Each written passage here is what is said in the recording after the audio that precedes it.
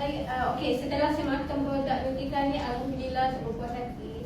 So apa yang saya terus terfikir, mak saya ada darah tinggi, ada kencing manis, dan kepada bangsa yang lama dia ada thyroid. So thyroid dia dah besar. So bila dia pergi jumpa doktor, dia jumpa pakar, doktor pun dah ambil sampel.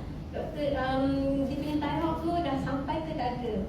So doktor kalau boleh dia nak buat operation, tapi disebabkan faktor usia dia yang orang kata dah meningkat usia, dah 70 lebih macam tu.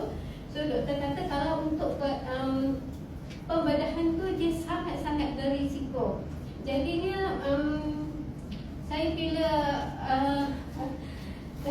saya makan ni perkenalkanlah, saya bagi tahu saya bagi mak saya makan. Alhamdulillah tak sampai 2 kotak, tak habis pun lagi 2 kotak. Alhamdulillah, dia kata bengkak tu dah makin kecil. So sekarang ni dah bila kalau kita tengok dah memang dah tak ada langsung bengkak. So betul-betul saya cakap terima kasihlah kepada Tuan Sarhan. Sebab apa? Kita memang bila mak sakit ni kita rasa macam mana. Sebab saya pun bila dia sakit, saya lah yang balik jaga. So bila macam mana kesusahan nak jaga kan. So kata bila dia sihat, kita pun tenang hati dan kita boleh bekerja.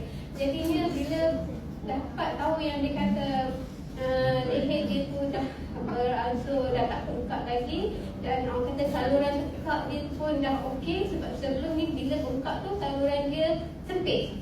Jadi sekarang alhamdulillah. Okey, saya rasa itu sajalah perkongsian saya.